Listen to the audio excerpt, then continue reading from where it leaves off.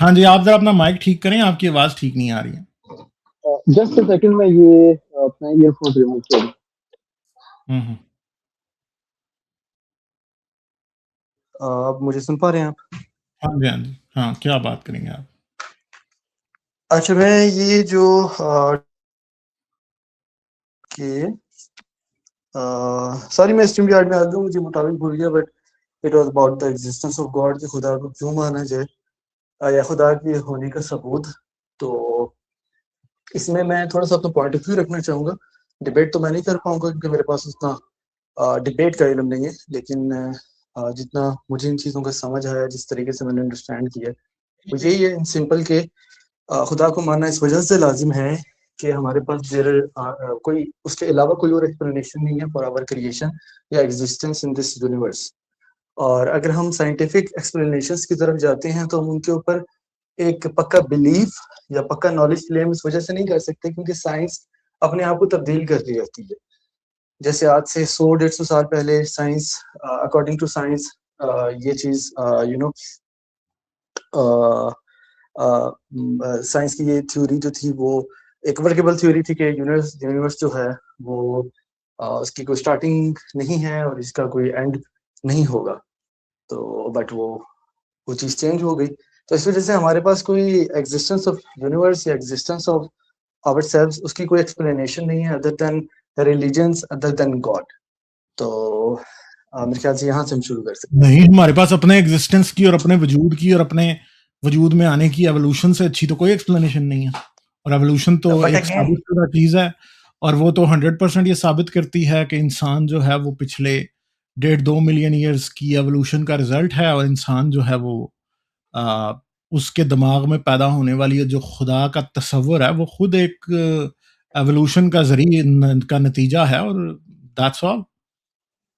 But और आप again ये कह रहे हैं कि अगेन आप हम ये ना कह रहे हैं, अगर आप जो बात कर रहे हैं कि साइंस बदलती है, चलें आप मुझे ये बात बताएं कि पिछले 10 साल में साइंस कौन सी ऐसी बात पे 100% बदल गई है जो कि उसके ऑपोजिट है, बताएं। नहीं, असल में साइंटिफिक डिबेट में नहीं जाएंगे, अगर फिलोसॉफिकल डिबेट में थोड़ा सा क्यों नहीं रहेंगे तो जाएंगे बेहतर यार? है। आप तो नहीं सेट करेंगे ना कि हम क्या बात करेंगे। आप तो नहीं करेंगे, अब तो बात आपने शुरू कर दी है, तो अब उस बात को हर तरफ से देखा जाएगा। जैसे एक चीज खरीदने से पहले या परखने के लिए आप उसे हर तरफ से गोल मोल घुमा के देखते हैं, हम तो ऐसे ही करते हैं यार। तो आप ये नहीं कह सकते नहीं नहीं हम साइंस में नहीं जाएंगे। क्यों नहीं जाएंगे? आपने जब आगे ये कहा कि साइंस बदलती है, तो मुझे बताएं किस दिन साइंस ने ये बदल दिया कि जमीन अब गोल नहीं है, चकोर है? या किस दिन साइंस ने ये बदल दिया कि हाइड्रोजन और ऑक्सीजन से पानी नहीं बनता, ये कार्बन और फास्फोरस से बनता है? बताएं, क्या बदलेगा ये? अच्छा, जितना बड़ा क्लेम ये है कि दुनिया गोल या चकोर है, उससे बड़ा क्लेम ये है कि दुनिया का कोई आगाज नहीं हुआ और दुनिया का कोई इख्तिताम नहीं है। यार वो तो अभी जब भी ये बिग बैंग थ्योरी यही कहती है कि आप ये कह ही नहीं सकते कि यूनिवर्स जो है बिग बैंग में पैदा हुआ, उससे पहले कुछ नहीं था। नहीं, तो द पॉइंट इज दैट कि साइंस जो है वो अपने आप को इस तरीके से चेंज करती है कि आप उस साइंस का साइंस ये से जो चेंज को बेस बना के साइंस को डिस्कार्ड करने की फैलेसी है ना, ये एक फैलेसी है। क्योंकि साइंस जो चीजें खुदा को या मजहब को झूठ साबित करने के लिए अहमियत रखती हैं, वो साइंस नहीं बदलती और ना बदलेगी। जैसे कि एक सिंपल बात है कि आज से 50,000 साल पहले इंसान जो था वो किसी खुदा का तस्वर नहीं रखता था, और कोई खुदा नहीं था। कोई अदन में इंसान पैदा नहीं हुए, कोई ईसा मुर्दे नहीं जिंदा करता था, कोई चांद 2 टुकड़े नहीं हुआ, ठीक है, कोई बहरे कुलजम के 2 टुकड़े नहीं किए गए और बनी इसराइल को दरमियान से नहीं गुजारा गया, कोई नूह की कश्ती नहीं थी। ये बातें सारी साबित शुदा हैं, इनमें तो कोई डाउट की बात नहीं, ठीक है। कोई मौजज़ात नहीं होते, सब झूठ है, ठीक है। कोई अंबिया जो हैं, जो आमतौर पे जितने भी थे पुराने जमानों में आए, वो एक बड़ी सिंपल सी बीमारी है, सिंपल तो नहीं है, कॉम्प्लेक्स है, खैर न्यूरोलॉजिकल डिसऑर्डर है, जिसे एपिलेप्सी कहा जाता है। वो बेचारे मेजॉरिटी उसका शिकार थे और बाकी जो थे वो झूठ बोलते थे, ठीक। तो साइंस ने तो नबूवत के झूठ होने के सबूत भी दे रखे हैं। खुदा की बात आप करते हैं, इस्लाम कहता है एक खुदा से सिलसिला शुरू हुआ था। दुनिया में कोई सबूत नहीं है एक खुदा का। आप इंसान की 3 लाख पुरानी हिस्ट्री में चले जाएं, भाई खुदा नहीं था, और जब आए थे तो एक से ज्यादा थे, और बुत परस्ती ही थी दुनिया में, कोई वाहिद खुदा, कोई आदम, कोई हवा, कुछ भी नहीं था भाई। साइंस ने तो सारे सबूत दे रखे हैं और ये नहीं बदलेंगी बातें। इंसान एवोल्यूशन का बाय प्रोडक्ट है भाई। नेंडरटॉल फिर रहे थे दुनिया में आज से 20,000 साल पहले, ठीक है, वो इंसान नहीं थे। होमो इरेक्टस फिर रहा था आज से तकरीबन 1-1.5 लाख साल पहले तक, ठीक है, वो भी इंसान उस टाइम मौजूद थे जो आज जैसे नहीं थे, थोड़े फर्क थे, ठीक है। इंसान आज से 1 मिलियन साल पहले जमीन पे मौजूद नहीं था, और बात यह है कि डायनासोर्स के टाइम में इंसान मौजूद नहीं था, सही है। तो इंसान अगर आज मौजूद है तो एक प्रोसेस जो कि डायनासोर्स के वक्त से लेके आज तक कंटिन्यूअस है, वो बाप से बेटा, माँ से बेटी, माँ से बेटा पैदा होने का है, ठीक है। और जाहिर बात है कि जो भी तब्दीली जानदारों में आई डायनासोर्स के वक्त से लेके आज तक, जो कि हमें हकीकतन पता है कि वो आई है भैया, तो वो इस बर्थ के प्रोसेस के थ्रू ही आई है। और अगर बर्थ का प्रोसेस चल रहा था, ठीक है, और कंटिन्यूअसली डायनासोर के प्रोसेस वक्त से लेके आज तक चल रहा था, जिसके सबूत है 100% के बर्थ का प्रोसेस चल रहा था, और सेक्सुअल रिप्रोडक्शन भी हो रही थी, और एक सेक्सुअल रिप्रोडक्शन भी हो रही थी, तो इसका मतलब है कि उसी बर्थ के प्रोसेस के दौरान जानदारों में तब्दीलियां आती गई और नए अनवा बन गए। इससे बड़ा सबूत क्या चाहिए हमें? और यही सबूत है भाई। डायनासोर्स के वक्त पे इंसान नहीं था, और मैमल्स उस तरह के नहीं थे जो जमीन पे आज पाए जाते हैं, और आज के वक्त पे डायनासोर्स नहीं है। डायनासोर्स मौजूद ना रहे तो उसके बाद दुनिया में क्या हुआ, उस बात के 100% सबूत है हमारे पास कि क्या हुआ और कैसे एवोल्यूशन ने चीजों को शेप किया उसके बाद, ठीक है। एवोल्यूशन क्या है? बेसिकली बच्चों के पैदा होने का अमल है, और सेक्सुअल सिलेक्शन और नेचुरल सिलेक्शन का अमल है, जो कि पैदा होने वाले जानदारों की सिलेक्शन करता है। सिर्फ उसकी बेस पे नए नए स्पीशीज पैदा हो गए दुनिया में, यही है भाई, और क्या है। ये फुल्ली अच्छा, एक्सप्लेन करता है। आपने एक बात की ना कि साइंस अपने आप को चेंज करती रहती है, इस वजह से आप साइंस को यूज करके रिलीजन को जो है डिस्प्रूव नहीं कर सकते, ये एक फैलेसी है। इस पॉइंट को थोड़ा सा एक्सप्लेन करेंगे? मैंने तो ये नहीं कहा भाई, मैंने तो आपको ये कहा है कि साइंस को ये कहना कि साइंस बदलती रहती है इसलिए साइंस मजहब को नहीं डिस्प्रूव कर सकती। तो भाई जिन चीजों में साइंस, आप बता दें मुझे कि साइंस में वो चीजें जो कोई ऐसी बात बता देंगे जो कि 110% या 100% ऑपोजिट है उसके, तो भाई साइंस जो हकीकतें एस्टेब्लिश कर लेती है, जैसे जमीन गोल है, ये नहीं बदलने वाला। बदलेगा ये कि कल को साइंस, कल सुबह आप उठेंगे तो साइंस बदल चुकी होगी कि जमीन गोल नहीं है। नहीं, यूनिवर्सल ट्रूथ तो हमेशा यूनिवर्सल ट्रूथ ही रहेगा ना, 1+1 तो हमेशा 2 ही रहेगा। उनकी रोशनी में ये साबित हो रहा है कि खुदा और मजहब एक झूठ से ज्यादा कुछ नहीं है।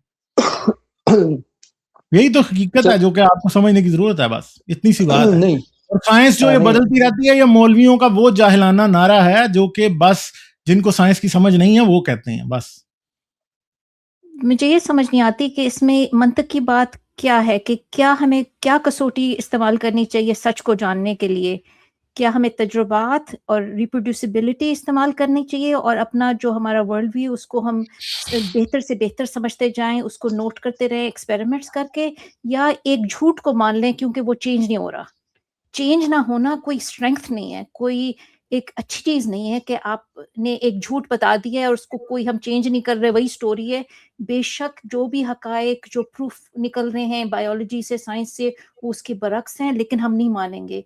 ये क्या एक कसौटी जो हम इस्तेमाल करनी चाहिए सच को जानने के लिए? तजुर्बात और जो प्रूफ है, एविडेंसेस जो हैं, मल्टी लेयर्ड एविडेंस है साइंस में, उसको यूज करना चाहिए और अपनी नॉलेज को अडेप्ट करके बेहतर से बेहतर कर देना चाहिए। ये तो एक साइंस की स्ट्रेंथ है और मजहब की कमजोरी है कि आप उसको चेंज नहीं कर सकते। जो 1400 साल पहले कहा था कि वो नूह का फ्लड आया था, वो उसी तरह आया था। हमें पता है अब कि दुनिया में इतना पानी भी नहीं है कि सारी दुनिया डूब सके, तो हमें फॉर श्योर पता है कि वो झूठ है, तो उसको हम नहीं मानेंगे। हम तो जो कुरान में है वही मानेंगे। ये कोई अच्छी चीज तो नहीं है कि आप अपनी नॉलेज जो है उसको एक्सपीरियंस से लर्न करके अडेप्ट नहीं कर सकते। ये किस किस्म की स्ट्रेंथ है? ये तो कमजोरी है। नहीं, असल में इस्लाम की या कुरान की बात नहीं हो रही ना, बात एग्जिस्टेंस हो ऑफ रही है, गॉड हो की रही हो है। रही है। ये आप नहीं, मैंने पहले आपको कहा है कि ये आप नहीं डिसाइड करेंगे किस बात की हो रही है। सब नहीं, बातें नहीं, हो रही हैं यहाँ पे। आप नहीं ये कहेंगे हमें कि नहीं इस्लाम की और कुरान की बात क्यों नहीं हो रही है? हो रही है। क्योंकि आपके जो ये सेशन है, जो आपकी लाइव है, उसका टॉपिक इस्लाम नहीं था, उसका टॉपिक खुदा को मानना यार या उसका खुदा को ना टॉपिक तो मानना हिंदुइज्म ये भी था। नहीं था। यहाँ पे हिंदुइज्म की ऐसी की तैसी कर दी मैंने, हैं? आप नहीं मुझे अच्छा, बताएंगे कि मेरा टॉपिक क्या था, ठीक है? ये अपनी गलतफहमी दूर कर लें प्लीज। अच्छा, मुझे लग रहा है कि आप जो है ना वो चलें खैर ठीक है, थैंक यू। मैं कुछ इस तरह की बात करना नहीं चाह रहा, लेकिन ये है कि नहीं, कर जो लें आपका आप, टॉपिक कोई था मैं बात उस नहीं, आप टॉपिक पे कर बात लें, करना उसमें चाह रहा ऐसी था, बात है। आपका लेकिन प्रॉब्लम आप ये जो है है कि वो आई आप थिंक नहीं नहीं, बहुत आपका अग्रेसिव हो प्रॉब्लम रहे ये हैं, है कि आप आप सिर्फ नहीं जीतना नहीं चाह रहे मियाँ, हैं। आपका मेरा जो ये था मेन कि मैं प्रॉब्लम है आऊँगा ना, वो आपसे पता कुछ क्या सीखूँगा। है कि आप बार बार हमारे मुंह में बातें डालने की कोशिश कर रहे हैं, और मैं आपको बार बार कर रहा हूँ करेक्ट। तो मैंने आपको कहा है ना कि आप अपनी गलतफहमी दूर कर लें कि आप मुझे नहीं बता सकते कि हम किस बात पे बात कर रहे हैं, किस पे नहीं। ठीक है, आप तरीके से बात करते जाएं, ये ना डरें कि हम इधर को गुस्ताखी करने लगे हैं, मगर हम आपको बातें पूरी सही बता के भेजेंगे। ठीक है, तो इसलिए अपने अंदर तहम्मुल पैदा करें, गुस्सा ना करें इस बात पे, और बार बार हमें ना ये बताएं कि इस्लाम इसका टॉपिक नहीं है। इस्लाम इसका टॉपिक है, दुनिया का हर मजहब खुदा का टॉपिक है। ठीक है, जो भी आएगा उससे बात हम करते हैं और करेंगे। You just can not tell us that what we are going to talk and what we are not going to talk about. ठीक है, ये बात है, इस गलत फहमी को दूर कर लें, बाकी आप बात करें, हम आपकी बात सुन रहे हैं। असल में मेरा पॉइंट ये था ना कि आपका जो टॉपिक था, मैं उस टॉपिक पे आके आपसे बात करना चाह रहा था, और मैं अपनी कुछ कंफ्यूजन भी दूर करना चाहता हूँ, आपसे कन्वर्सेशन करना चाह रहा था ना, इसलिए मैंने शुरू से कहा था मैं डिबेट नहीं करूंगा। कन्वर्सेशन कर रहे मगर हैं यार, आप हम तो उसी अग्रेसिव हो चीज़ गए कर रहे हैं, इतने कोई और आप आपका और उस मेरा टोन में जाना चाह रहे हैं, इधर कोई वो नहीं। ना देखें, उस तर... आपका और मेरा कोई देखिए आप मेरी रेसलिंग मैच बात तो नहीं चल सुन नहीं रहे, रहा भाई। आप अब भी मेरी बात नहीं सुन रहे, कंप्लीट नहीं होने देते। आप किस टाइम से बोल रहे हैं, मैंने आपको नहीं टोका, आप मेरी बात को कंप्लीट नहीं हम होने भी दे रहे। आपको नहीं टोकते जब आप बोलते हैं। ठीक है, हाँ, अब आप जी बोलें। जी, कंप्लेन ना तो करें, बात आर्गुमेंट दें, क्योंकि कंप्लेन्स में सिर्फ टाइम जाया होता है, और मुझे अच्छा नहीं लगता कि चैनल पर टाइम जाया हो। हाँ, तो टाइम मैं आपका ज़ाया नहीं करना चाह रहा। ख़ैर मेरा वही था कि मैं एक्जिस्टेंस ऑफ गॉड के ऊपर बात करना चाह रहा था कि अदर देन ये है कि अगर हम इतने सारे चांसेस के ऊपर बिलीव करके अपनी एग्जिस्टेंस को जो है वो को इस तरीके से प्रूव करेंगे, तो उससे वो भी ऐसा ही है कि जैसे आप अगर रिलीजन पे बिलीव कर रहे हो, रिलीजन पे आपको एक बहुत बड़ा सेट ऑफ नॉलेज आपको बैक कर रहा है, और यहाँ पे आपको वो सेट ऑफ नॉलेज बैक कर रहा है कि जो अपने आप को चेंज करता रहता है। पर खैर फिर आप वो नहीं नहीं, चलें, अब साइंस आपको एक में बात चले का गए, मैं पहले जवाब दे फिलॉसफी ऑफ दिया साइंस जाए, में आना फिर चाह रहा था। कर दें। अब एक बात का जवाब सुन लें। आप कह रहे हैं कि बहुत सारे चांसेस एक चीज को क्रिएट कर सकते हैं, कर देते हैं। भाई, evolution hmm, is not a chance actually. Hmm, evolution hmm, जो है ना, वो एवोल्यूशन चांस नहीं होती। एवोल्यूशन हुँ, बल्कि उन चीजों को रूल आउट करती है जो कि एक ऐसा आउटकम पैदा कर सकते हैं जो कि एक खास सर्कमस्टेंसेस में जानदारों के लिए नुकसानदेह हो सकती हैं। So basically it rules out chance. एक ऐसा जानदार जो कि शायद बाय चांस सर्वाइवल कर सकता है किसी जगह पे, एवोल्यूशन उसे रूल आउट कर देती, नेचुरल सिलेक्शन के जरिए उसे एक्सटिंक्ट करवा देती है। तो आप जो हुँ, समझ रहे हैं कि जमीन का बनना एक चांस है, no, it's not a chance. It's a um, rule of this universe के आप यूनिवर्स में, आप अपनी मिल्की वे गैलेक्सी में देखें तो इसी time at um, least at least 20,000 जमीन जैसे प्लैनेट्स अब बन रहे हैं इस वक्त। ठीक है, हुँ, इस वक्त बन रहे हैं। ठीक है, एंड हुँ, एवरी डे जो है 20,000 बन रहे होते हैं। ठीक है, और जमीन में और 20 बिलियन प्लैनेट्स हैं जमीन जैसे हमारी मिल्की वे गैलेक्सी के अंदर। So this is not a chance. ये तो हुँ। ओवरवेलमिंग ऑड्स हैं कि जमीन जैसा प्लैनेट बन सकता है। ठीक है, दूसरी बात डू यू यह है कि बिलीव इन कॉज़ैलिटी? सुनो क्या, कॉज़ैलिटी में बिलीव के लाइक अभी आप इस बात को मानते हैं कि मैं कॉज़ैलिटी कॉज़ैलिटी एग्ज़िस्ट की करती ही है? बात कर रहा हूँ, कॉज़ैलिटी की ही बात कर रहा हूँ ये मैं। हुँ, ठीक है, कि इस तो वक्त फर्स्ट कॉज़ ये क्या था? 1 मिनट पहले मेरा ये बात सुन लो ना। और फर्स्ट कॉज़ के ऊपर तो अगर आप जाएँगे ना, गालिब कमाल फर्स्ट कॉज़ सर्च करेंगे, तो हुँ, आपको हुँ, बड़े अच्छे तरीके से पता चल जाएगा कि फर्स्ट कॉज़ आर्गुमेंट क्या है और उसकी क्या बेसिस है। तो आप ये हुँ, जैसे हुँ, वो उम्र यार की ज़ंबील से चीज़ें ना निकालें, पहले एक बात को कर लें ज़रा अच्छे तरीके से साबित। हुँ, तो आप ये कह रहे हैं कि ज़मीन बाय चांस बन गई, इंसान बाय चांस बन गया। नहीं, नो, हू सेज के इंसान बाय चांस बन गया? भाई, इंसान जैसे at one time more than 100 species evolve हुए। ठीक है, ये कौन सा चांस है कि 100 इवॉल्व हुए इकट्ठे? भाई, ओवरवेलमिंग ऑड्स थे in an evolutionary landscape, that's why humans evolved. ठीक है, और इंसान जैसे 100 कम एक बड़ा बहुत ही एक एग्रेसिव किस्म का एस्टिमेट है कि 100 थे। ये 1000 भी हो सकते हैं, क्योंकि over all over Africa, all over Eurasia, हर जगह पे, ऑल ओवर ये इंडिया पाकिस्तान जहां आप बैठे हैं, यहाँ पे ह्यूमनॉइड स्पीशीज जो हैं वो मौजूद थे इंसान से पहले, millions of years before the Homo sapiens ये मौजूद थे। ठीक है, जमीन जैसे 20,000 प्लैनेट्स इस वक्त they are coming into being in our only in our Milky Way galaxy. 20 billion planets जमीन जैसे जो कि अपने अपने स्टार्स के गोल्डी लॉक्स जोन में मौजूद हैं, वो मौजूद हैं हमारी सिर्फ हमारी गैलेक्सी में. May be hundreds of trillions ऐसे होंगे जो कि ऑब्जर्वेबल यूनिवर्स में मौजूद होंगे. ठीक है, तो ये आप कह रहे हैं this is chance, this is not a chance, this is overwhelming odds. ठीक है, इसको आप ये चांस नहीं कह सकते. ठीक है जी, तो आप अपनी गलत फहमी पहली तो चांस के बारे दूर कर दें कि we are not a byproduct of a series of chances. It's not a series of chances, it is a series of overwhelming odds. ठीक है, कुछ ऑड्स ऐसे थे जो कि किसी वक्त पे एग्जिस्ट करते थे, आज वो ऑड नहीं एग्जिस्ट करता, but that certainly led to us. ठीक है, तो ये जो पहली गलतफहमी मौलवियाना कि हम हादसे की पैदावार है, नो वी आर नॉट. ठीक है, बिग बैंग भी कोई हादसा नहीं था. ठीक है, जमीन का पैदा होना भी कोई हादसा नहीं है, सूरज का पैदा होना भी कोई हादसा नहीं है, ना ही चांद का पैदा होना है, और ना ही सूरज की मौत और जमीन की मौत होगी, ना ही इंसानों का पैदा होना किसी हादसे या इत्तेफाक किसी पर्पस से हुआ है. फिर नहीं, किसी पर्पस से भी नहीं हुआ भाई. पर्पस तो आपको प्रूव करना पड़ेगा ना. बताओ कहाँ है पर्पस? या तो पर्पस है या तो चांस है, दोनों में से एक चीज होगा. तो बातें हैं, आप बस बीच में बातें थ्रो करते जाओगे ना इस तरह ही. एक तुक्का ना लगा तो नया लगा लो. तो वो मैं अभी आपको बता देता हूं ना. 20,000 प्लैनेट्स जमीन जैसे अभी बन रहे हैं.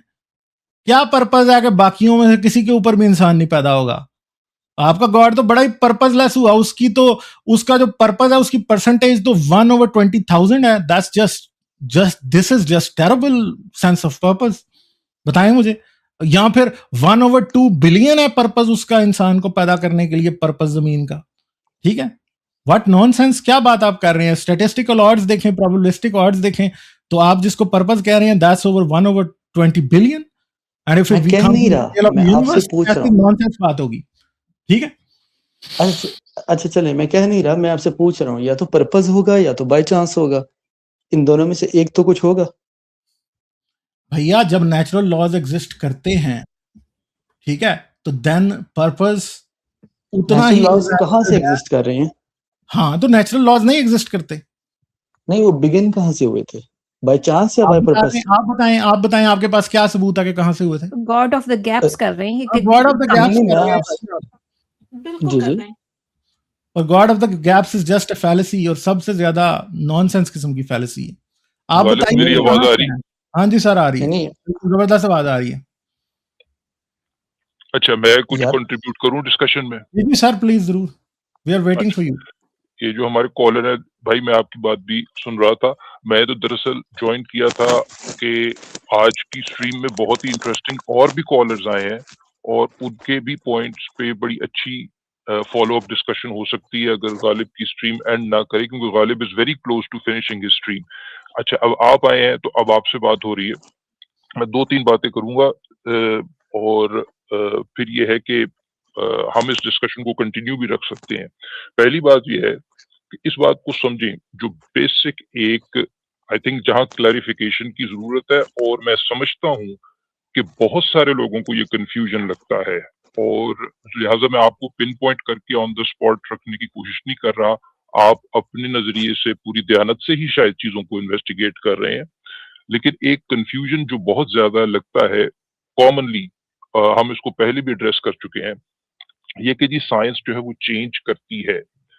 देखिए, बात ये है कि जो साइंटिफिक मेथड है, जो साइंटिफिक प्रोसेस है, there is a deep consistency and stability in that process. ये कि ऑब्जर्वेशन मैटर करती है. नताइज का तयन ऑब्जर्वेशन करेगी, मुशाहदा करेगा, तजर्बा करेगा. ये कि कोई क्लेम किया जाएगा, उसको एविडेंस की कसौटी पे परखा जाएगा. ये कि रिजल्ट जो है वो रिप्रोड्यूसिबल होने चाहिए. ये वो कंसिस्टेंट बैकबोन है साइंस की. This is the consistency. इसके नतीजे में जो नताइज निकलेंगे उस पर फिर आपको जाना पड़ेगा. तो लिहाजा ये कहना कि साइंस का जो कोर है, जो साइंटिफिक प्रिंसिपल, साइंटिफिक मेथड और साइंटिफिक प्रोसेस, वो कंसिस्टेंट है, स्टेबल है. उस स्टेबिलिटी और कंसिस्टेंसी के नतीजे में आपके मॉडल्स जो है वो और कंक्लूजन्स जो है वो इवॉल्व करते हैं विद टाइम. तो ये इतनी आसान बात नहीं है कि आप कहें कि साइंस हर वक्त बदलती रहती है. साइंस की वो स्टेबिलिटी है जो कि आपके मॉडल्स को और एक्सप्लेनेशंस को और कंक्लूजन्स को इम्प्रूव करती है with the passage of time. पहले तो इस बात को समझना बड़ा ज़रूरी है, एक बेसिक बुनियादी क्लैरिफ़िकेशन है। नंबर 2 दूसरा मसला ये है कि जो तमाम जिन हक़ाइक़ से साइंस पर्दा उठाती है, उन सारों को एक बकेट में नहीं रखा जा सकता। कुछ ऐसे कंक्लूजन्स हैं जहाँ पर आप बहुत डिफरेंट डायरेक्शन से पहुँचते हैं, बार-बार पहुँचते हैं और बड़े अरसे से पहुँच रहे हैं। बस मसलन यानी कि ये कि डीएनए जो है, उसमें जब सेल डिवाइड करता है तो रेप्लिकेशन एरर्स होते हैं। वो एरर्स होते हैं, ये मुख्तलिफ डायरेक्शन से बार-बार लैब में आज की तारीख में इस वक़्त आपके अंदर जो सेल्स डिवाइड कर रहे हैं, उनमें वो एरर्स हो रहे हैं। ये ऐसी कोई बात नहीं है कि किसी पास्ट को रिकंस्ट्रक्ट करने की कोशिश की जा रही है, कि कोई मिलियंस ऑफ ईयर्स पहले कोई वाक़या हुआ तो उसको भी हम उसकी मेजरमेंट के प्रिंसिपल को समझते हुए ज़ाहिरी बात है कि उन साइंटिफिक कंक्लूजन्स को भी हमें मानना पड़ता है because they are very logical कि अगर आपको कोई मिलियंस ऑफ ईयर्स पहला भी कोई एविडेंस निकलता है। लेकिन ये तो एक ऐसी चीज़ है कि जो इस वक़्त मैं बात कर रहा हूँ, बाकी पैनल मेंबर्स हैं, उनके अंदर सेल डिवाइड कर रहे हैं। डीएनए रेप्लिकेशन में एरर्स हो रहे हैं, डीएनए मुकम्मल तरीके से अपने आप को ठीक तरीके से कॉपी नहीं कर पा रहा। करेक्शन सर वो पहले वाट्स की बात हुई थी। वाट्स जी, क्यों होते हैं? वाट्स इसीलिए होते हैं भाई कि आपकी डीएनए रेप्लिकेशन, स्किन सेल्स की डीएनए रेप्लिकेशन में मसला हो गया, वाट्स आ गए हैं। तो ट्रायल एंड एरर जो है, ट्रायल एंड एरर का सबूत जितना घुमाएं अपनी नजर, आपको बार-बार मिलता है, बार-बार नजर आता है, जो ट्रायल एंड एरर बुनियादी तौर पर एक क्लैश है उसका किसके साथ, वो किस चीज के मुतसादम है? ट्रायल एंड एरर मुतसादम है एक ये ट्रायल फोरसाइट रखने वाली एंटिटी और मुकम्मल इल्म रखने वाली एंटिटी के साथ बिल्कुल मुतसादम चीज है। आपकी जो डेटा आपके पास आ रहा है मुख्तलिफ डायरेक्शन से, चाहे आप इस चीज का एनालिसिस करें कि आपके बॉडी के अंदर जब कोई बैक्टीरिया जाता है या कोई आपकी एंटीबॉडीज बनती हैं, आप जरा गूगल कीजिएगा वीडीजे रिकॉम्बिनेशन को, एंटीबॉडीज प्रोड्यूस कैसे होती हैं, उस time real time trial and error हो रहा है। ज्यादा रैंडमली आपकी चेंजेस आने लगती हैं क्योंकि बॉडी के अंदर उस चीज को बनाने के लिए कोई उस तरीके से इंस्ट्रक्शन नहीं है कि जी आपने ऐसी एंटीबॉडी बनानी है। ट्रायल एंड एरर उस वक्त क्या कहते हैं इन्वोक हो रहा है, और मैं आपको बीसियों एग्जांपल्स ट्रायल एंड एरर की दे सकता हूँ।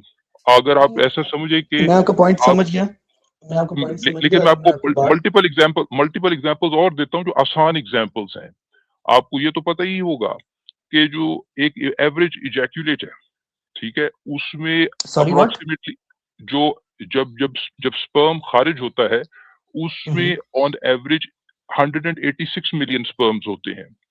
ये एक ट्रायल एंड एरर का ऑफ कोलोसल मैग्नीट्यूड का ट्रायल एंड एरर है, और ये आपको पता लगेगा कैसे एवोल्यूशन में स्पर्म काउंट किन जानवरों के बढ़े और क्यों बढ़े, ताकि प्रोबेबिलिटी जो है वो के उन टेंशन, आपकी आवाज आना बंद हो गई है। अच्छा कवाल भाई, आई थिंक उनका कोई इशू हो गया है। मुझे ये बताइएगा ना, आप ये इस पे बात करिएगा कि आप एक प्रोसेस की बात कर रहे हैं कि how does a code work. मैं कह रहा हूँ व्हाई द कोड वर्क्स। जैसे कि अपना ये बात कर रहे हैं कि यार ये जो प्रोसेस इस पर्पस है तरीके ना, से वाई वाला, वाई क्वेश्चंस जो है ना, ये फैलेसी ही होते हैं, भाई, क्योंकि आप आप इसका भी अपने वाई बता अपने दीजिए। ह्यूमन सेंट्रिक और अपने आप को प्राइम पोजीशन दे के, हालांकि प्राइम पोजीशन आपकी यूनिवर्स में है नहीं है, और आप क्वेश्चन को अपने गिर्द घुमा रहे हैं। नहीं, ठीक है, आप तो फिर नहीं, असल में फिर आप पॉइंट पहले मेरी बात की ग्रेविटी को समझें, आप उस ग्रेविटी को ग्रास्प करें पहले। Why questions are always person specific और ह्यूमन सेंट्रिक।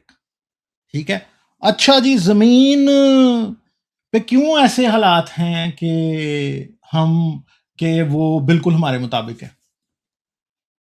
क्योंकि आप इंसान के पर्सपेक्टिव से सोच रहे हैं, सिर्फ इसलिए। आज से 1 बिलियन साल बाद ज़मीन आपके पर्सपेक्टिव के मुताबिक यहाँ आपके लिए साजगार नहीं होगी। आज से 1 बिलियन साल पहले भी आपके लिए साजगार नहीं थी। आज से 1 बिलियन साल पहले की ज़मीन पे अगर आप चले जाएं तो चंद सांस लेने के बाद आप मर जाएंगे। ठीक है, यही अगर आप यूनिवर्स में अगर आपको मार्च पे ले जाया जाए तो ये जो वाई क्वेश्चंस है ना, कि why this is like that is basically आप एक सेल्फ सेंट्रिक टनल विजन के थ्रू जब चीजों को देखते हैं तो तब आप ऐसे क्वेश्चन करते हैं ऑन यानी द कि बेसिस हम ऑफ किसी यूनिवर्स। एक कंक्लूजन पे, शहंशाह आ गए हैं, उनसे यानी बात आप अभी आराम से यानी बैठे कि हैं, दो मियाँ सब्र करो, बात पहले बड़ों की कंप्लीट होने दो, ठीक है? हाँ जी जी सर नहीं प्लीज। नहीं, बड़े छोटे का क्या, आवाज आ रही है मेरी? हाँ जी आ रही है सर हाँ प्लीज। जी, देखिए जी, सारों को मौका मिलेगा, सबकी बात मोतबर है, मोहतरम है। बात ये है कि ये सारी बातें, मैं वाई क्वेश्चन को भी एड्रेस करूंगा कि जी जो वाई क्वेश्चन है ये क्यों एक फेलेशियस क्वेश्चन है, इस पर भी बात करूंगा। हम कर चुके हैं, ये सारे क्वेश्चंस एड्रेस हो चुके हैं ओवर द इयर्स, हम आपके लिए दोबारा एड्रेस करेंगे, ऐसा नहीं है कि हम नहीं करेंगे। लेकिन लग ये रहा है कि आपने रिसेंटली शायद गालिब के चैनल को देखना शुरू किया, क्योंकि बहरहाल नहीं, मैंने गालिब भाई के चैनल को 4 साल से देख रहा हूँ और अच्छा, मैं तो फिर गौर अ, गौर इससे यानी हाँ, कि जरा यानी कि अफला यतदब्बरून अल गालिब का चैनल, ठीक है? हाँ क्या आप गालिब के नहीं चैनल पर ऐसे नहीं करेंगे आप तदब्बर करेंगे, ऐसे नहीं ठीक है? करेंगे, आप ऐसे नहीं कर तो सकते। This is not the way. एक मिनट, लेट मी, फिर अगर आप मुझे आप थोड़ा सा हम यही बोलेंगे, कहेंगे कि क्योंकि मैं जब से इंटर जरा हुआ हूँ, एक तो बात मैं यह है कि जब से अरबी के इंटर चंद हुआ यार अल्फाज हैं हैं दे डोंट मुझे सीधे बोलना अरबी दिया के नहीं जा अल्फाज रहा, हैं, मुझे लग रहा है। सीधे अरबी के अल्फाज हैं। क्या क्या आप अच्छा, अरबी में गालिब किसी को के चैनल तदब्बर पर करने के लिए ऐसे ही कहा जाता है भाई। तदब्बर कर रहे हैं नहीं आप और असल में आप लाइटर नोट पे तस्दीक बात नहीं हो कर रही है, इससे सकते। कुछ हो नहीं गया। लाइटर नोट पे आप ही मुझे, बात हो रही है भाई, अच्छा लाइटर चलो मैं नोट पे कुछ बात बोल हो रही है। सकता हूँ? यार कोई नबूवत का दावा नहीं कर दिया यार, इतने ज्यादा ऑफेंड ना हो। अपना जरा मैं कुछ बोल सेंस सकता हूँ? ऑफ ह्यूमर को थोड़ा मॉड्यूलेट करें, सेंस ऑफ ह्यूमर नहीं, को मॉड्यूलेट करें। लाइटर नोट पे ही बात हो जैसे रही मैं है, आगे सेंस चलें। ऑफ ह्यूमर आपके पेरेंट्स के ऊपर यूज नहीं कर सकता, आप मेरे साथ जुड़ी हुई उन चीजों के लिए नहीं यूज कर सकते जो मेरे लिए रिस्पेक्टेबल है। अगर मैं आपके पेरेंट्स के बारे में उसकी कोई भी वजह ये है कि तजदीकी भाई बात करके आपको यार कहूँ कि कुरान सेंस की ऑफ ह्यूमर है, जमीन दैट्स में नॉट आप वर्ड्स। पता नहीं, आपको हिस्ट्री नहीं पता, कुरान की एक तो जमीन में बेशुमार शायरी अरबों ने खुद की है, एक क्या तो हो गया? पहली बात आपको है तो कि अरबी नहीं है, आपको पता नहीं है, इसलिए बातें कर रहे हैं आप लोग अगर ऐसे। आपके पास एविडेंस हो, आप हमारे क्लोज हो, आप हमारे पेरेंट्स को भी जानते हो और आप क्लोजली उन्हें जानते हो और आपके पास इंफॉर्मेशन हो, जरूर आप उनको सेंस ऑफ ह्यूमर में शामिल कर सकते हैं, जरूर करें। हमारा मामला ये है, लेकिन आपको चूंकि पता नहीं है देरफॉर आपको करना नहीं चाहिए, क्योंकि इन्फॉर्मेशन नहीं है। लेकिन कुरान का जहां तक ताल्लुक है, तो हम कुरान को अंदर बाहर बहुत ज्यादा अच्छे तरीके से उस पर अच्छा, वक्त मुझे लगा चुके हैं। ये मुझे अभी बात मुकम्मल हो लेने पटना दे करें यार, यार, बात पटना करें मुकम्मल हो प्लीज। लेने दे, ठीक है?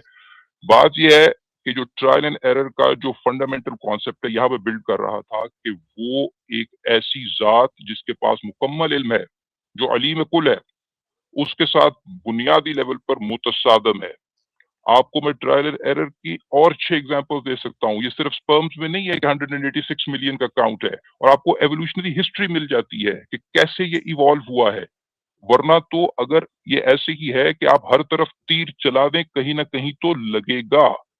ट्रायल एरर का चांस, बाय मतलब चांस, ये है कि जब अगर कोई बाय चांस। टारगेटेड किस्म का पीछे डिजाइन होगा, तो उसके साथ ये ट्रायल एंड एरर आपको नहीं मिलेगा। द फैक्ट कि आपको ट्रायल एंड एरर का एविडेंस मिल रहा है, ये एक पॉजिटिव एविडेंस है कि इस दुनिया की कारगुजारियों के पीछे, बायोलॉजिकल वर्ल्ड की कारगुजारियों के पीछे कोई फोरसाइट रखने वाला और इल्म कुल रखने वाली हस्ती हो नहीं सकती। ये एक पॉजिटिव एविडेंस है।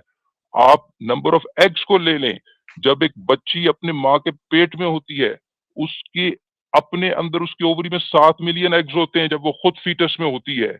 जब वो पैदा होने लगती है, पैदाइश के वक़्त, वो उनमें नेचुरल सिलेक्शन एक किस्म की फास्ट पेस्ट हो रही होती है। 1 से 2 मिलियन रह जाते हैं, बकिया 5 मिलियन मर जाते हैं। उसके बाद जब तक वो प्यूबर्टी को हिट करती है, तो वो जो 102 मिलियन थे, वो उनमें से तकरीबन 100,000 और 300,000 रह जाते हैं, बाकी मर जाते हैं। और उनमें से भी तकरीबन 400 ने ही क्या कहते हैं एट ऑन एवरेज ओव्यूलेट करना होता है।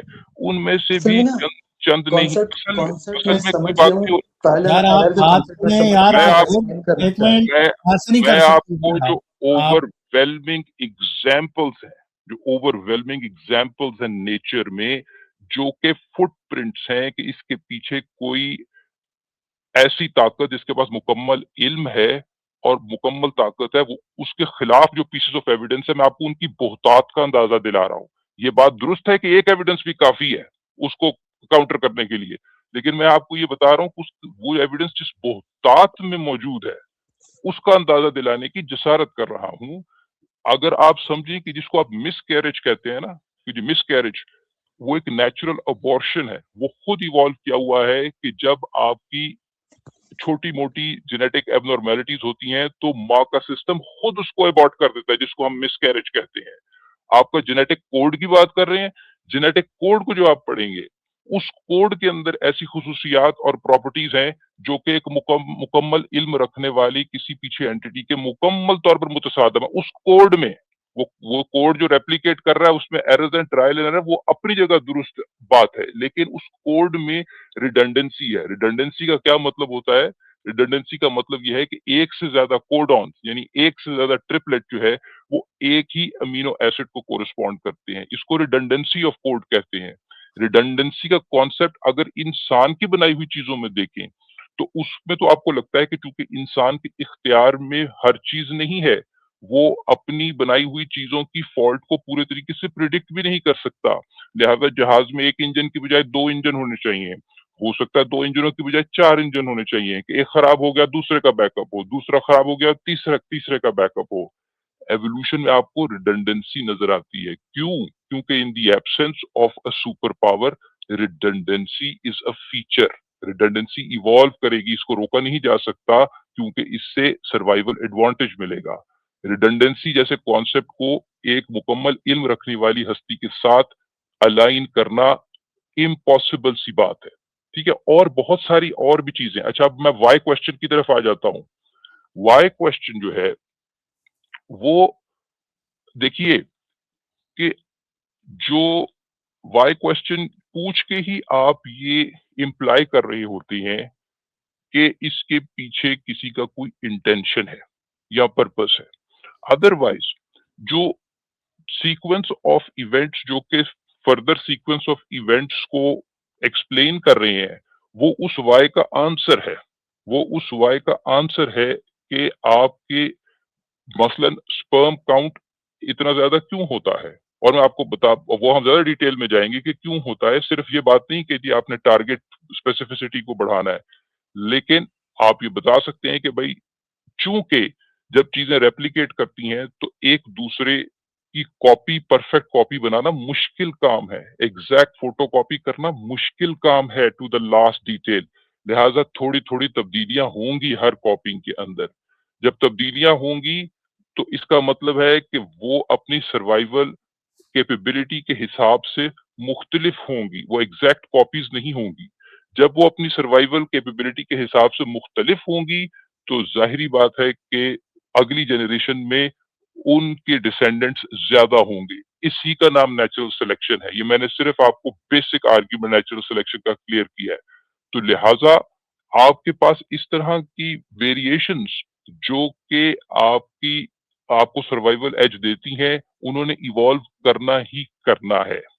ठीक है जी, आपको ये रीजन पता लग जाता है, वाई वाला इतना जवाब आपको मिल जाता है, लेकिन फिर आप कहते हैं नहीं इसके पीछे पीछे चले जाएं, इसके पीछे कोई मकसद होगा। तो लिहाजा मकसद के कौन तसव्वुर को समझना बड़ा जरूरी है। मकसद बुनियादी तौर पर, एक तो पहली बात ये सवाल करके आप खुद ही इनवाइट कर रहे हैं कि जी ऐसे एज इफ कोई इंटेंशन है, जबकि आपको नजर आ रहा है कि यहाँ पर बहुत सारी चीजें जो कि बहुत सारे जो ट्रायल्स हैं वो फेल हो रहे हैं। लाखों, जो मैं ट्रायल एरर की बात बता रहा हूँ ना, आपके पास एविडेंस ये बता रहा है कि बहुत सारे लाखों ट्रायल्स फेल हो रहे हैं और उनमें से कुछ आगे भी चल रहे हैं। ट्रायल एंड एरर ये मामला है। तो लिहाजा ये आपको इनडिफरेंस, लैक ऑफ मकसद और लैक ऑफ पर्पस का एविडेंस मिलता है। ट्रायल एंड एरर खुद आपके लिए in principle lack of purpose का एविडेंस है। एक तो ये बात, लेकिन सबसे इंपॉर्टेंट बात यह है कि लोगों को ये जो हमें समझानी पड़ती है इंतहाई अदब से कि देखिए मकसद का जो तसव्वुर है वो बुनियादी तौर पर क्यों इंसानी पैदावार है और फानी हस्तियों की पैदावार है। फाइनाइट बीइंग्स की के साथ ही मकसद के तसव्वुर को मुंसलिक किया जा सकता है। मकसद का मतलब ही ये होता है कि आप अदम हुसूल से हुसूल अदम की तरफ गामजन है। आपके पास अभी कुछ नहीं है, अभी कुछ अधूरापन है, अभी कुछ कमी है। उस वो जो कमी है उसकी फुलफिलमेंट की तरफ जब आपका गामजन होना है, उसी को हम हुसूल मकसद का सफर कहते हैं। लिहाजा एक सेल्फ सफिशिएंट एंटिटी है। सेल्फ सफिशिएंट एंटिटी के साथ मकसद का तसव्वुर, वो मकसद बड़ा हो सकता है, छोटा हो सकता है, कोई भी हो सकता है, एक सेल्फ सफिशिएंट एंटिटी के साथ मकसद के तसव्वुर को जोड़ना एक इल्मी गलती है, एक फिलोसॉफिकल गलती है। और इसलिए अगर कोई self sufficient, omnipotent self sufficient entity मौजूद है, परफेक्ट, उसके साथ अगर कोई ऑब्जर्वेशन अलाइन होती थी, तो वो एब्सोल्यूट नथिंगनेस की थी। क्रिएशन के अमल के साथ भी उसको आप एसोसिएट नहीं कर सकते, क्योंकि कुछ भी करना, किसी अमल में अपने आप को एंगेज करना, ये सेल्फ सफिशिएंसी की का डिनायल है, ये सेल्फ सफिशिएंसी को कॉन्ट्रडिक्ट कर देता है। आप लोग आर्टिस्ट्स की एग्जांपल देते हैं कि नहीं, आर्टिस्ट को जरूरत नहीं होती अपने फन का मुजाहरा करने की, वो सिर्फ वो अपने फन का एक्सप्रेशन करता है। नहीं, वो जो नीड ऑफ एक्सप्रेशन है, नीड ऑफ रिकग्निशन है, वो भी ग्राउंडेड इन ह्यूमन नीड है। अल्टीमेटली अल्टीमेटली आपसे बदले में पैसे मांगे या ना मांगे अपनी क्रिएशन के, लेकिन पॉइंट यही है कि वो भी एक इंसानी यानी कि मेटाफोर है जो कि गलत applicability on a self sufficient जात। तो मकसद का तसव्वुर इल फॉर्म्ड है, पहली बात। दूसरी बात ये कि एक फानी हस्ती के साथ उसको मुंसलिक किया जा सकता है। एक सेल्फ सफिशिएंट एंटिटी के साथ उसको मकसद के तसव्वुर को मुंसलिक करना एक इल्मी गलती है। लिहाजा ये सवाल कि इसके पीछे वाई वाला और वो आप किसी और चीज के साथ उसको जोड़ें, तो वो आप ये फिर ये मान रहे होते हैं कि जी सेल्फ सफिशिएंसी को तो आप क्या कहते हैं डिस्पोज ऑफ करना चाहते हैं। और इंसानी पर्सपेक्टिव से भी ये भी समझना कि नहीं, सेल्फ सफिशिएंट गॉड नहीं है पीछे, सेल्फ सफिशिएंट एंटिटी नहीं है, वो परफेक्ट एंटिटी नहीं है, वो एक एंटिटी है, उसमें कमियां हैं, उसकी अपनी लिमिटेशंस हैं, उसकी अपनी कमजोरियां हैं। बहरहाल इंसानों के मुकाबले में वो कई दर्जा ज्यादा ज़हीन है, इंटेलिजेंट है, इंसानों के मुकाबले में कई हद दर्जा वो ज्यादा उसके पास ताकत है और इल्म है। तो इंसानों के पर्सपेक्टिव से तो वो एक किस्म का परफेक्ट ही हुआ। इसमें भी गलती है, इसमें भी गलती है, क्योंकि आपको एविडेंस इस चीज का मिल रहा है कि इंसानों के लेवल की भी इंटेलिजेंस नहीं है इसमें, क्योंकि इंसान भी ट्रायल एंड एरर की तरफ तब जाता है जब इंसान की इल्म की हदें आ रही होती हैं। इंसान को जिन चीजों का इल्म होता है वो उनको सोच के तैयार करता है, और जिन चीजों का नहीं होता तो इंसान बहरहाल ट्रायल एंड एरर करता है। तो इंसानी मयार, जो कि कोई बड़ा मयार नहीं है, इंसान की कोई हैसियत नहीं, इंसान की बड़ी लिमिटेड कैपेसिटी है, मगर इंसानी मयार जो एक बड़ा छोटे दर्जे का मयार है, उस मयार के मुताबिक भी इंसान से ये इस आपको नेचर में ऐसी चीजें मिलती हैं जो कि इंसानी इंटेलिजेंस के मुताबिक भी उसके थ्रेशोल्ड से भी गिर जाती है, क्योंकि ट्रायल एंड एरर बहरहाल एक एब्सेंस ऑफ इल्म का एक एविडेंस है। और बहुत सारी बातें हैं। अब आपको हम सारी वो अगर आप कहेंगे तो हम आपको causality, first cause argument, contingency argument, cosmological argument, ontological argument, जितने तारीख में बनी नौ इंसान के फिलोसॉफिकल आर्ग्यूमेंट्स गॉड के हक में पेश किए गए हैं, उनके फ्लॉज हम बारहा बयान कर चुके हैं। लेकिन हम फिर क्या कहते हैं, बयान कर देंगे अगर आप कहेंगे। बुनियादी तौर पर इस चैनल की एथियस्टिक पोजीशन मैं समराइज कर देता हूं, उसके 4 नुकात हैं। पहला नुक्ता यह है कि ये तमाम फिलोसॉफिकल आर्ग्यूमेंट्स, जिनमें design argument, teleological argument, cosmological argument, ontological argument और कंटिंजेंसी आर्ग्यूमेंट भी कॉस्मोलॉजिकल आर्ग्यूमेंट ही है। कॉस्मोलॉजिकल आर्ग्यूमेंट की डिफरेंट फॉर्म्स है, फर्स्ट कॉज आर्ग्यूमेंट, कलाम कॉस्मोलॉजिकल आर्ग्यूमेंट, कंटिंजेंसी आर्ग्यूमेंट। इनके फ्लॉज आप कहेंगे तो हम वन बाय वन आपके साथ टाइम लगाने के लिए तैयार हैं। एक तो ये तमाम तर आर्ग्यूमेंट जो आज तक बनी नौ इंसान ने पेश किए हैं, इनमें खुद फिलोसॉफिकल फ्लॉज हैं। नंबर 2, आपके पास आपकी तारीख में ऐसे पीसेस ऑफ एविडेंस मौजूद हैं जो कि खुदा के तसव्वुर के साथ बुनियादी सतह पर मुतसादम है। ट्रायल एंड एरर उनमें से सिर्फ मैंने एक बात बताई है सिर्फ। फिर उसके बाद आखिरी बात ये रह जाती है कि जो आज की आपके पास जो साइंस है वो इस चीज पर भी रोशनी डाल रही है कि खुदा के ना होते हुए क्यों एवोल्यूशन में इंसानी दिमाग इस तरफ प्रीडिस्पोज होगा कि वो खुदा जैसे तसव्वुर को गढ़ेगा। यानी ये अगर ये सवाल पूछें कि अच्छा फिर आप में तो इतना तकब्बुर आ गया कि इतनी बड़ी तादाद इंसानों की किसी फॉर्म ऑफ खुदा को मानती है, तो आप ये कैसे कह सकते हैं कि जी वो सब के सब गलत हैं? साइंस आपको इस चीज का भी जवाब दे रही है कि इंसानों की बड़ी तादाद क्यों खुदा के ना होते हुए खुदा के तसव्वुर को गढ़ेगी। आपको इसमें थियरी ऑफ माइंड और न्यूरोसाइंस की बातें सामने आती हैं। ये भी पिछली कुछ स्ट्रीमों में भी और पिछले कई सालों की स्ट्रीमों में थियरी ऑफ माइंड के ऊपर गालिब ने इसके ऊपर अच्छे तरीके से बयान किया हुआ है। फिर कहेंगे तो फिर क्या कहते हैं हम बात कर देंगे। कोई आर्ग्यूमेंट तमाम फ्लॉड है, पॉजिटिव पीसेस ऑफ एविडेंस मौजूद हैं गॉड के खिलाफ। आपको इस चीज की एक्सप्लेनेशन पता है कि अगर गॉड न भी हो तो क्यों इंसानी दिमाग उस तसव्वुर को गढ़ेगा। ये एथियस्टिक पोजीशन है। इन पॉइंट्स की रोशनी में it is more rational to state कि गॉड जैसी एंटिटी एग्जिस्ट नहीं करती। ये एथियस्टिक पोजीशन है। Can I speak now? जी जी बोलिए, हुक्म। अच्छा, मेरा फर्स्ट क्वेश्चन ये होगा कि गालिब को ना 10 मिनट दे दें, इनको 10 मिनट दे दें अनइंटरप्टेड मेरे ख्याल से। नहीं, असल में मेरा ये मकसद था ना कि मैं गालिब भाई को भी काफ़ी टाइम से देखता आया हूँ, तो समहाउ मैं उनका मुकद्दमा थोड़ा अंडरस्टैंड करता हूँ, तो मैं अपने पॉइंट ऑफ व्यू को लेकर उनसे कन्वर्सेट करना चाह रहा था। तो वो बड़े एग्रेसिव आ रहे थे, बट मेरा पॉइंट था कि मैं कन्वर्सेट करना चाह रहा हूँ।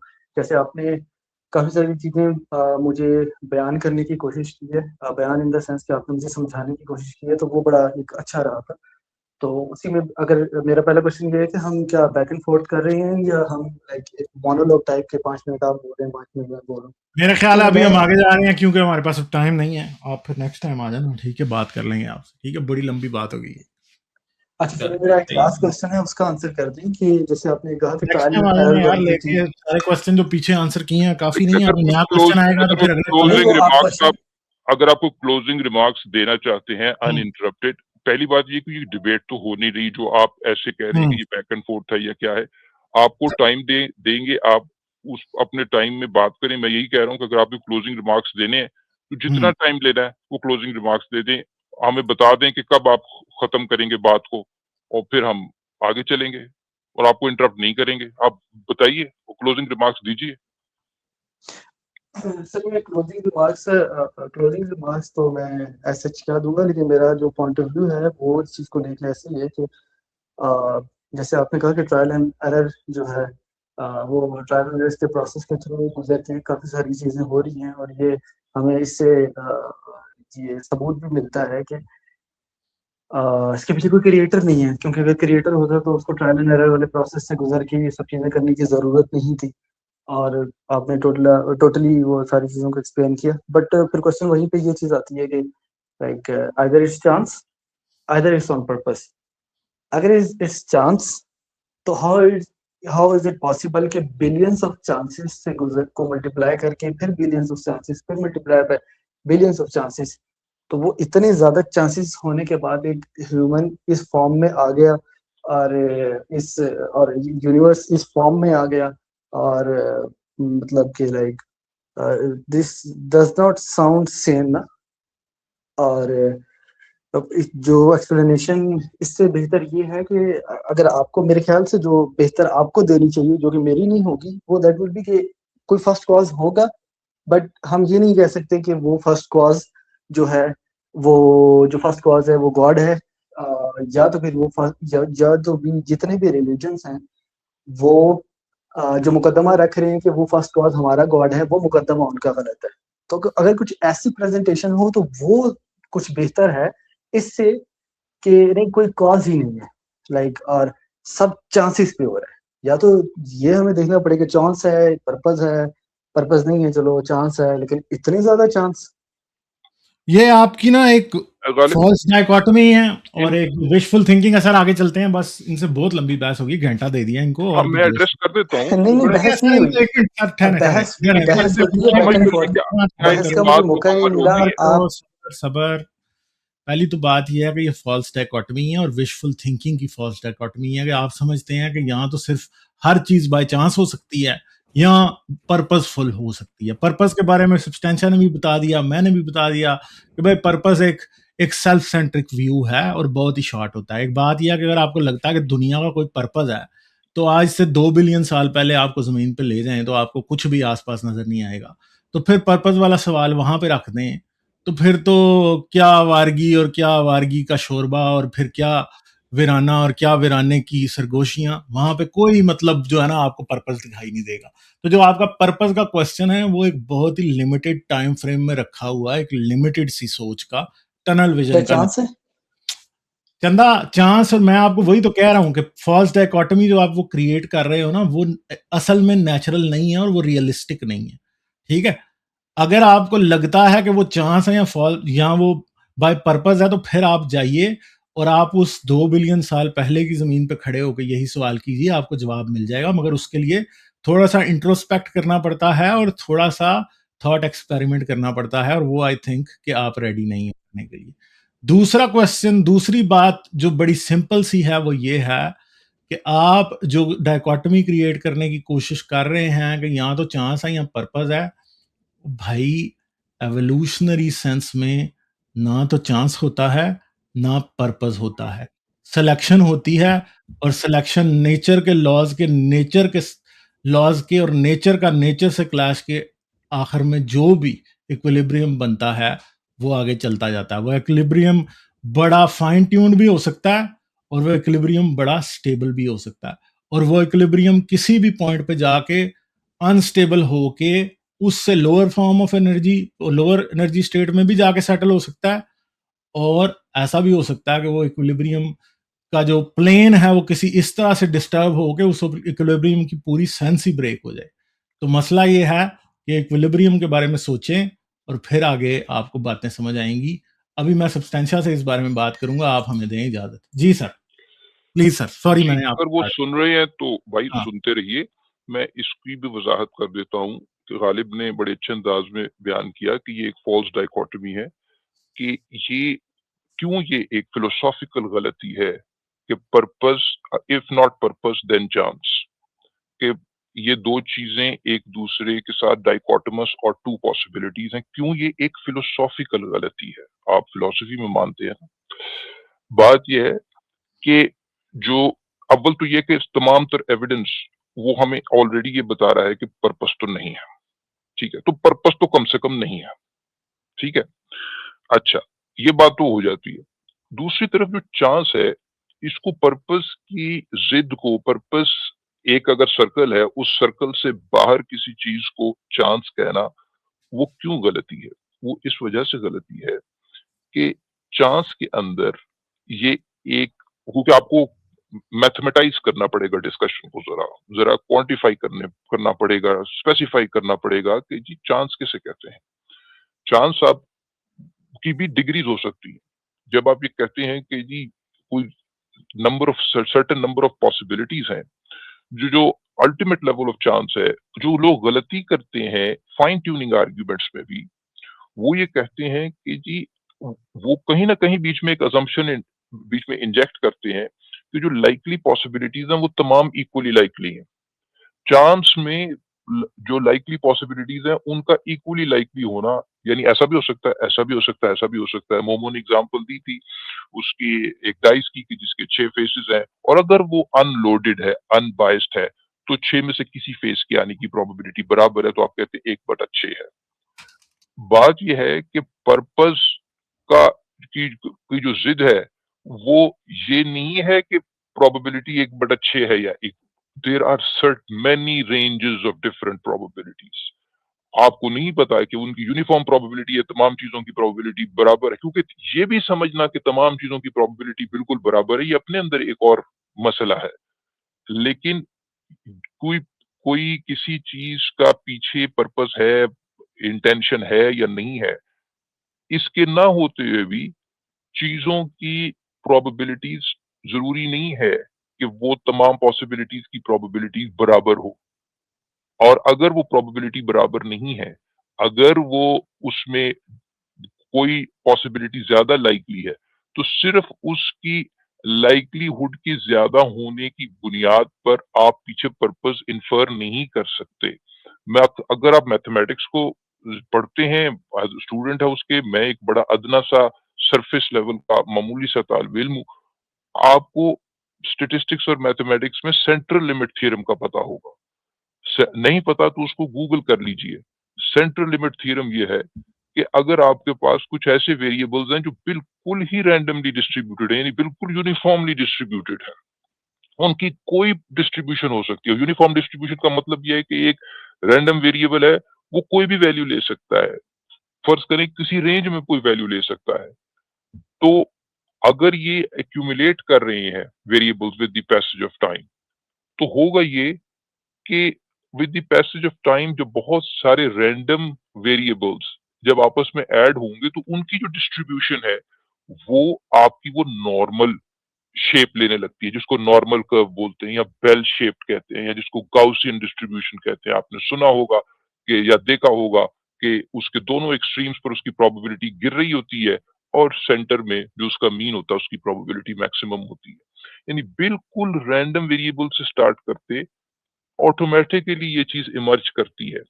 अब आप ये देखेंगे कि ये जब वो अगर बिल्कुल स्टार्टिंग पॉइंट बिल्कुल चांस था, जिसको आप चांस कह रहे हैं, उसमें से सिलेक्ट आपकी प्रोबेबिलिटी जिसमें एक किस्म का बायस इन्वॉल्व है।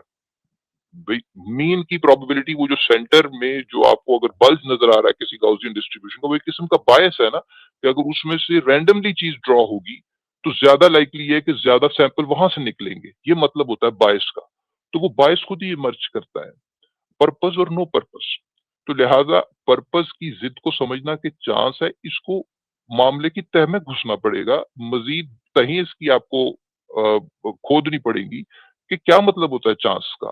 पॉसिबिलिटीज हैं, उनकी प्रोबेबिलिटीज हैं, क्या वो बराबर हैं, क्या उनके दरमियान कोई आपस में बायस डेवलप कर सकता है कि कुछ वैल्यूज ज्यादा लाइकली हो सकती हैं, कुछ कम हो सकती हैं।